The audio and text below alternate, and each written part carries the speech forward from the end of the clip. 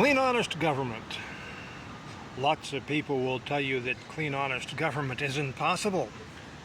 For those people, I will tell you that you have never studied United States American civics, government, or law. When you realize that if we actually adhered to the written United States American civics from the Declaration, which still is a binding contract, the vast majority of people in all of our elected offices, city, county, state, and federal, would never have been sworn in for lack of consent. 1756 definition for consent is the act of consenting, an accord, a meeting of the mind, a consensus, an agreement. The only way to get any of that with a known number of people is that more than 50% of them have to say yes to the same thing. As an American citizen, a United States American to be specific, you have every right to not participate in voting, so you would not register. But once you register, you can either consent or you can withhold your consent from whoever or whatever is on the ballot.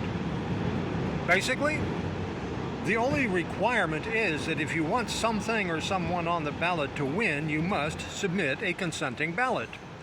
Otherwise, whether you intended to or not, you have withheld your consent, which is as valid a vote, whether you like it or not, whether anybody else likes it or not, and especially because our politicians do not like it. You have withheld your consent from them, and anyone occupying an elected office who has not received the majority of the total number of registered voters' consent is occupying that office in an act of treason, a violation against the Constitution and this nation. The president of the office is the only exclusion to that, provided, of course, the electors have cast their vote in accord with their actual state laws or Constitution with regard to how those electoral votes are supposed to be divvied out. Anyway, United States American civics is one of the least complicated, just so we're clear, forms and systems of government. The people are restricted declarationally with regard to what types of powers we can even grant to the government. And those powers that we grant must follow two criteria. One, those powers or those people who take office must equally work to protect everyone's rights equally. Okay?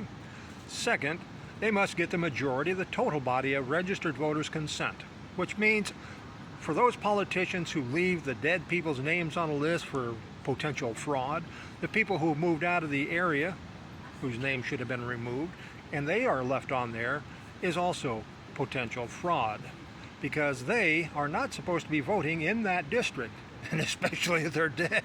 They withheld their consent. So, the voter registrations must be purged every year at the end of the last election, and then everybody basically has 12 months or 11 months to re-register as a voter. Simple as that. People who are dead would not re-register because you would be required to have a photo ID and proof of residency in order to do so. I suggest a thumbprint as well, so that eliminates a lot more fraud. And if anybody who cannot get re-registered for apathy, lack of caring, or whatever, by the time the first election comes out, tough titties. Tough shit. So what? It's your responsibility to get re-registered. That's how it is supposed to work in this country in accord with the Declaration. It will force all registered voters, or many registered voters from across all political divides, to work together to find a candidate to whom the majority of them will agree to before anybody is sworn into that office. The first election cycle or two may go slower than what we're used to, but that's a good thing. At least we won't have legislators in office passing more unconstitutional laws. And the ones that do get elected will repeal the unconstitutional laws so the executive branch and such and the judicial branch won't be arresting people for exercising their rights in violation of unconstitutional laws. And judges will no longer be sentencing people to prison for actually exercising their rights simply because they violated an unconstitutional law. United States American Civics, I have not found it taught yet in any school, be it elementary, middle school, high school, junior high school, college, pre-college, community college, nonprofit, religious, postgraduate, doctoral, law school, criminal justice, because all of the people that I have heard graduate from those classes are still being taught King George III British government by denying people the right to jury trials in all criminal cases, no matter how petty they are, by increasing the $20 value in the Constitution of Amendment 7 and denying people their right to jury trial or demandable jury trial for anything over $20, etc., etc., etc.